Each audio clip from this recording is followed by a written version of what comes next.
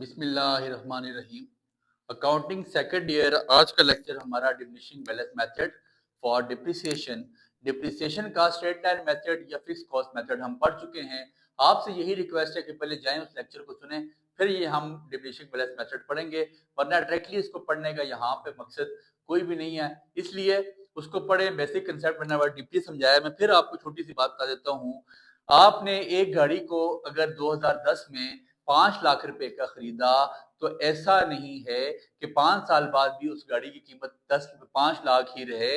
हर गुजरते साल के साथ उसकी कीमत में कमी वाकया होती जाएगी। आया कि वो गाड़ी चलेगी, उसका इंजन पुराना होगा, उसके टायर पुराने हो जाएंगे, उस गाड़ी में वेयर एंड टेयर आ जाएगा, उस गाड़ी का लाना कर एक्सीडेंट हो जाए, तो हर साल उसकी कीमत में कमी आती जाती है। और अगर आपको वो दे दे कि हर साल आपकी गाड़ी की कीमत 10% गिरी है, इसको हम स्ट्रेट लाइन मेथड या फिक्स मेथड का नाम देते हैं, फिक्स इंस्टॉलमेंट मेथड का।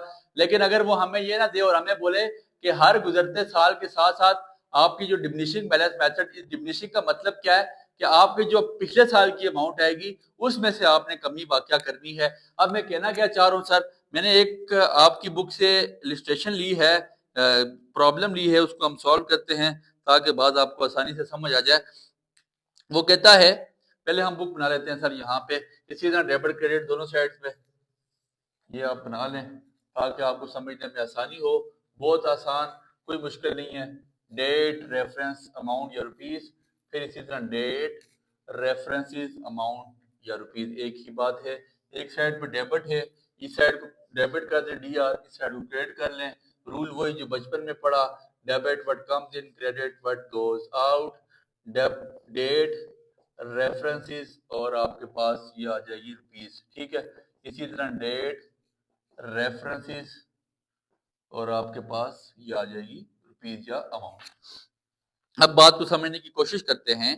कहता है 1 जुलाई 2019 को असलम साहब ने परचेज की एक सेकंड हैंड मशीनरी 36,000 रुपए की, और 4,000 रुपए असलम साहब ने उसकी रिपेयर और इंस्टॉलेशन में लगाया। 30 जून को 2022 को क्या हुआ, machinery was dispose of, machinery बेच दी गई for the sum of rupees 27,200। 27,200 की वो मशीनरी बेच दी गई है। कितने सालों बाद? 3 सालों बाद। बोलता है assuming the book are close 31 December. हर साल की 31 दिसंबर को आपकी किताब क्लोज होती है, जो आप ये अकाउंटिंग बुक बनाते हैं 1 जनवरी से स्टार्ट करनी है और आपने 31 दिसंबर को क्लोज कर देनी है। और रेट ऑफ डिप्रिसिएशन पर annum लेना है आपने 10% के हिसाब से। तो सर एक चीज याद रखें, ये बड़ी इंपॉर्टेंट बात है, काम की बात है। चीज अगर साल के शुरू में 1 जनवरी को कोई परचेज की जाए तो वो पूरे साल की डिप्रिसिएशन, पूरे साल के साथ उसको 12 महीनों के साथ, जो आपके पास 12 महीने उसी को पर annum हम कहते हैं, 12 महीनों के साथ उसी अमाउंट को मल्टीप्लाई बाय 10 करना है।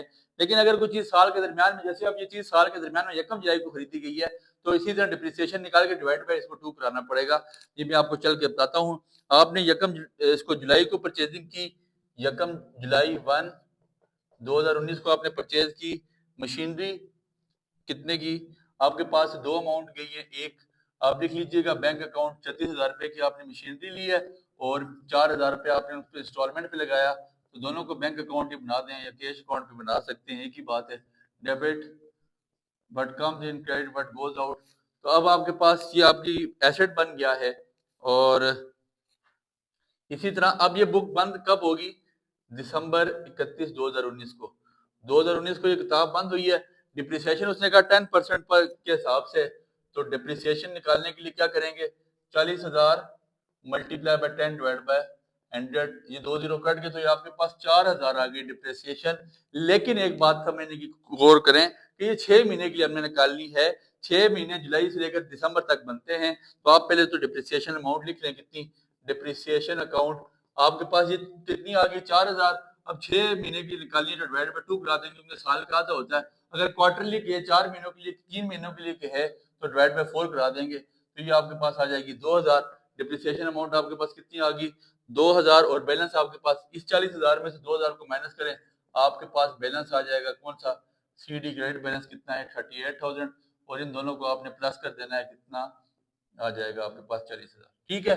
जो पिछले साल का आपका क्रेडिट बैलेंस होगा वो अगले साल का डेबिट बन जाएगा, और ये आपकी बुक स्टार्ट हो जाएगी जनवरी 1 2020 से, और यहाँ पे आपके पास बैलेंस बीडी आ जाएगा। ठीक है, बैलेंस बीडी आपके पास कितना है? बैलेंस बीडी आपके पास कितना आ गया? 38,000। अब डिमिनिशिंग बैलेंस मेथड का क्या मतलब है? जो आपके पास ये अमाउंट आई है, वहां पे तो देखिए हमने फिक्स कर ली थी पहली वाली उसमें फिक्स मेथड में, या 8,000 या 6,000 या 5,000 या 2,000, जो भी अमाउंट हुई वो फिक्स हो जाती है। लेकिन यहाँ पे जो बैलेंस बचता है इससे 10% लेते जाना है। इस बैलेंस से जो आपके पास ये 38,000 बैलेंस आया, इसका 10% लेंगे तो डिप्रिसिएशन अकाउंट हमारे पास कितनी है? 38,000 का 10% आपके पास कितना आ जाएगा? 3800। और बैलेंस आपने यहाँ पे इसको लगा के 38,000 को बंद करना है। 38,000 में से 3800 हम निकालेंगे तो हमारे पास क्या बन जाएगा? क्रेडिट बैलेंस कितना आ जाएगा? बैलेंस सीडी आपने लिखना है 34,200 और इन दोनों को जमा करें तो आंसर फिर वही 38,000 ही आता है। अब जो आपके पास क्रेडिट बैलेंस है वो अगले साल का जनवरी 2021 का वो आपके पास डेबिट बैलेंस आ जाएगा। बैलेंस बीडी लिखिएगा यहाँ पे, और कितना है? 34,200। अब इस 34,200 का हम 10% लेंगे, डिप्रिसिएशन इसकी होगी। डिप्रिसिएशन अकाउंट आपके पास कितना है? 34,200 का 10% 3420 रुपए आते हैं गालिबन, और इसका बैलेंस आपके पास कितना आ जाएगा? Balance CD. तो ये कैसे निकलेगा? जो आपके पास 34,200 है उसमें से 3420 माइनस करेंगे तो ये आपके पास आ जाएगी 30,780। तो इसकी यहाँ पे ही आप लिख लें 34,200, और यहाँ भी इस किताब को बंद करें तो ये भी इनको जमा करके 34,200 ही आता है। अब जनवरी जनवरी 22 की बात वो कर है तो आपको पता है ये इसका बैलेंस आ जाएगा। एक लाइन हमें और मजीद बढ़ानी पड़ेगी, और जनवरी 2022 को क्या हुआ? 2022 को बैलेंस आपके पास कितना बचा था? बैलेंस बीडी आपके पास आ गया था कितना? 34,780 रुपए। 30,780 रुपए। अब बात जरा समझिएगा क्या कहता है? The machinery was dispose of for the sum of 27,200। 27,200 की मशीनरी बेच दी गई। कब कब बेची गई? 30 जून 2022 को। मतलब जब 2022 शुरू हुआ, साल के दरमियान में ही 6 महीने ही गुजरे थे कि उस मशीनरी को सेल कर दिया गया। कितने का? 27,500 का। तो मैं पहले आपके पास पेमेंट आएगी, आप बैंक अकाउंट या कैश अकाउंट दोनों लिख सकते हैं। मैंने लिख लिया बैंक अकाउंट। मेरे पास पेमेंट कितनी आ गई? 27,200। अब आधे आधे साल की मैं उस पर डिप्रिसिएशन निकालूंगा। सुनिएगा कैसे निकलेगी। 30,780 मल्टीप्लाई बाय 10 डिवाइड बाय 100, तो ये 3078 आ जाएगा। ये किससे गया? एक से गया। अब साल पूरा तो नहीं गुजरा, 6 माह गुजरे थे, तो 3078 को डिवाइड बाय हम 2 कराएंगे 15, 3 2 6, 2 3 6 और 9, तो ये मेरे से 1540 रुपए आते हैं। गालिबन इतनी आएंगे। तो आपके पास ये डिप्रिसिएशन अमाउंट कितनी आ जाएगी? डिप्रिसिएशन अमाउंट कितनी आ जाएगी आपके पास? डिप्रिसिएशन अकाउंट कितना है? 1540। अब मेरी बात पे जरा गौर करें। 1540 की डिप्रिसिएशन आ गई। 1540 की डिप्रिसिएशन आ गई। 27,200 रुपए की मशीनरी बिक गई। जरा बात पे गौर समय अभी आपने निकालना है कि आपको प्रॉफिट हुआ या लॉस हुआ। प्रॉफिट हुआ या लॉस हुआ? सुनिएगा। साल के इख्तिताम पे मेरे पास कितने पैसे बचते थे? मेरा बैलेंस कितना था? अमाउंट मशीनरी कितने पैसों की बच गई थी? 30,780 रुपए की। मैंने आखिरी साल का डिप्रिसिएशन निकाल दी कितनी? 15,40 रुपए आखिरी साल की डिप्रिसिएशन थी। 30,780 में से 1540 माइनस किए तो 29,240 रुपए बच गए।